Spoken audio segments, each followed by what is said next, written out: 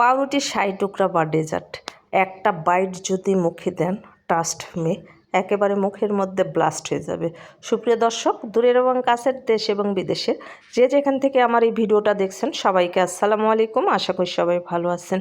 আজ আমি আপনাদেরকে রান্না করে দেখাবো পাউরুটির ৬০ টুকরা বা ডেজার্ট। এটা খেতে ভীষণই টেস্টি, আর দেখতে যেমন সুন্দর, খেতেও দুর্দান্ত টেস্টি। একটা বাইট মুখে দিলে সত্যি আর থেমে থাকতে পারবেন না। আশা করি ভিডিওটা আপনাদের ভালো লাগবে এবং উপকারে আসবে। ভিডিওটা যদি ভালো লাগে শুরু থেকে শেষ পর্যন্ত দেখে সুন্দর একটা গঠনমূলক কমেন্ট করার অনুরোধ রইল, সেই সঙ্গে ভিডিওটা কন্টিনিউ করার অনুরোধ রইল। চলুন তাহলে কথা না বাড়িয়ে আমরা মূল রেসিপিতে চলে যাই। সুপ্রিয় দর্শক, পাউরুটির ৬০ টুকরা তৈরি করার জন্য আমি এখানে বেশ কিছু পাউরুটি নিয়েছি। আপনারা চাইলে এই সাইডের যে ব্রাউন অংশটা বাদ দিতে পারেন, তো আমি এটা সহই নিলাম আর মাঝখানে শুধু আড়াআড়িভাবে ফালি দিয়ে নিয়েছি। এখন পাউরুটিগুলো ভেজে নেব। এর জন্য চুলায় একটা তেল সহ ফ্রাই প্যান বসিয়ে রেখেছি, আর তেলটা হাই হিটে গরম করে নিয়েছি। আর কয়েক পিস করে দিয়ে উল্টে পাল্টে হালকা গোল্ডেন কালার করে ভেজে নিয়েছি। চেষ্টা করবেন পাউরুটিগুলো ছাড়ার আগে তেলটা হাই হিটে গরম করতে, আর পুরো পাউরুটিগুলো ভাজার সময় চুলার জালটাকে হাই হিটে রেখে পাউরুটিগুলো ভেজে নিতে, তাহলে পাউরুটিগুলো অতিরিক্ত আর তেল স্যুপ করবে না। তো আমি এইভাবেই উল্টিয়ে পাল্টিয়ে পাউরুটিগুলো ভেজে নিয়েছি। তো এগুলো সাইডে রেখে দিচ্ছি।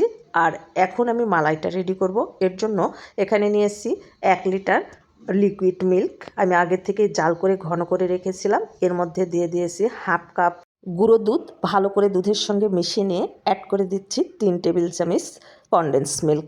আমার কাছে কনডেন্স মিল্কের পরিমাণটা কম ছিল, তাই কম অ্যাড করলাম।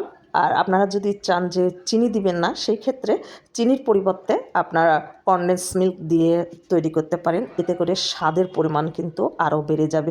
আমি চুলার জালটা কিন্তু এখনও ধরিয়ে দেইনি, ভালো করে মিশিয়ে নিয়ে তারপর চুলার জালটা ধরিয়ে দিয়েছি। আর এখান থেকে যে দুধটা আমি উঠিয়ে রেখেছি তার মধ্যে দিয়ে দিয়েছি ২ টেবিল চামচ কাস্টার্ড পাউডার। ভালো করে মিশিয়ে নিব, দুধের সঙ্গে যেন দলা দলা ভাব না থাকে। আর এদিকে দেখেন আমি দুধের জালটা কিন্তু ধরিয়ে রেখেছিলাম, দুধের বলক উঠে আসছে। যেহেতু আমার দুধ জাল করাই, তার বেশি ঘন করতে হবে না। আর যে দুধের মিশ্রণটা রেডি করেছি সেটা এখন অ্যাড করে দিচ্ছি। এখন নেড়ে ছেড়ে ভালো করে বলক উঠে আসা পর্যন্ত রান্না করে নিতে হবে। তো একটু যখন ঘন হয়ে আসবে তখন আমি চুলার জালটা অফ করে দিচ্ছি। এই যে দেখেন, আর দুধটা কিন্তু আগের থেকে অনেক ঘন হয়ে গেছে। তো আমি সাইডে রেখে দিলাম। আর যে পাউরুটিগুলো ভেজে রেখেছি সেগুলো একটা একটা করে একটা জারের মধ্যে সাজিয়ে নিয়েছি। চেষ্টা করবেন এইভাবে পাউরুটিগুলো সাজিয়ে নিতে, তাহলে দেখতে ভালো লাগবে। যদি এইভাবে সাজাতে না চান তাহলে এলোমেলোভাবেও সাজাতে পারেন। সেক্ষেত্রে এই দুধটা ভালো করে কিন্তু এই পাউরুটির মধ্যে প্রবেশ করবে না। তো আমি গরম থাকতে থাকতেই এই পাউরুটির মধ্যে যে দুধগুলো আমি জাল করেছি সেগুলো পুরোটাই অ্যাড করে দিয়েছি। এখন এই ডেজার্টটা আমি ঠান্ডা করে নিয়েছি, আর ঠান্ডা করে আমি সঙ্গে সঙ্গে সার্ভ করে নিয়েছি। আপনারা চেষ্টা করবেন এটা অন্তত ৪ থেকে ৫ ঘন্টা নর্মাল ফ্রিজে রেখে তারপর সার্ভ করতে। আমার বাসায় মেহমান আসছিল, তাই আমি প্রায় ঘন্টাখানেক পরে আমি এটা সার্ভ করতেছি। এই যে দেখেন, ১ ঘন্টা পর দুধটা কিন্তু এইরকম টেনে নিয়েছে। আর চেষ্টা করবেন একটু ঠান্ডা করে সার্ভ করার জন্য। উপর দিয়ে আমি পেস্তা বাদাম গার্নিশ করে নিচ্ছি। আপনারা চাইলে যে কোনো কিছু দিয়ে গার্নিশ করে নিতে পারেন। আর দেখেন কতটা সুন্দর আর কতটা লোভনীয় হয়েছে।